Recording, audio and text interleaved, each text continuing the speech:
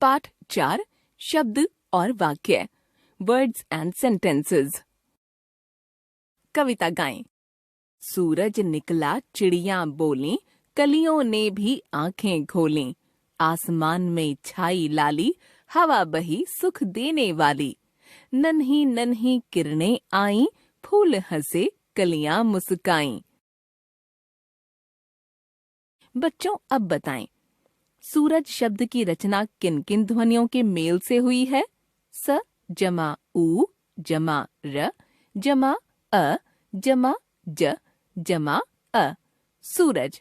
अच्छा, यदि हम इन ध्वनियों का क्रम बदल दें, जैसे र जमा उ जमा स जमा अ जमा ज जमा अ, रूसज, तो क्या उसे भी शब्द कह सकते हैं? नहीं, इसे शब्द नहीं कह सकते।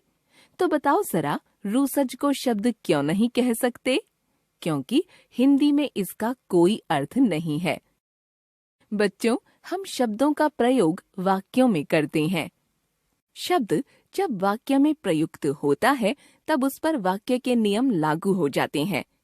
वाक्य से बाहर होने के कारण शब्द स्वतंत्र होता है। वाक्य में प्रयुक्त होने के बाद शब्द की स्वतंत्रता समाप्त हो जाती है। इस तरह शब्द की 3 प्रमुख विशेषताएं होती हैं। शब्द विभिन्न ध्वनियों के मेल से बनता है। शब्द का कोई न कोई अर्थ अवश्य होता है। शब्द स्वतंत्र होता है। विभिन्न ध्वनियों को निश्चित क्रम में जोड़कर बनाए गए अर्थवान एवं स्वतंत्र ध्वनि समूह को शब्द कहते हैं। कुछ और जानें। पनीर, मसाला, किशमिश, पिस्ता, गरीब, पर्दा आदि शब्द मूलतः हिंदी के नहीं हैं।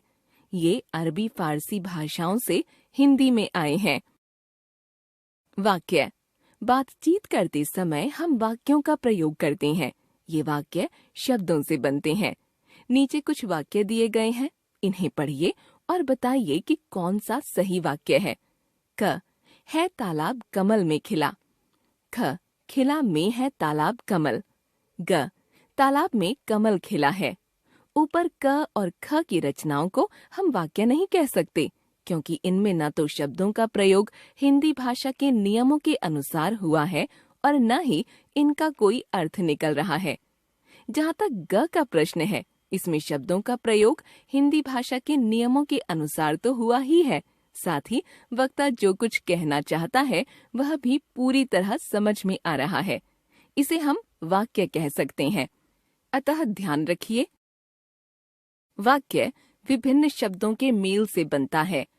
वाक्य में आने वाले शब्दों का क्रम उस भाषा के नियमों के आधार पर तय होता है। वक्ता जो कुछ कहना चाहता है उसे वाक्य पूरी तरह से व्यक्त कर सकता है।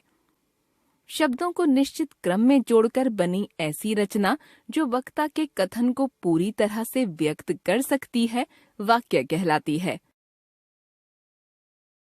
हमने सीखा, ध्वनियों को सही क्रम में जोड़कर बना स्वतंत्र एवं अर्थवान ध्वनि समूह शब्द है। वाक्य से बाहर होने के कारण शब्द स्वतंत्र होते हैं। भाषा के नियमों के आधार पर शब्दों के निश्चित क्रम में बनी वह रचना जो वक्ता के कथन को पूरी तरह से व्यक्त कर सकती है, वाक्य कहलाती है।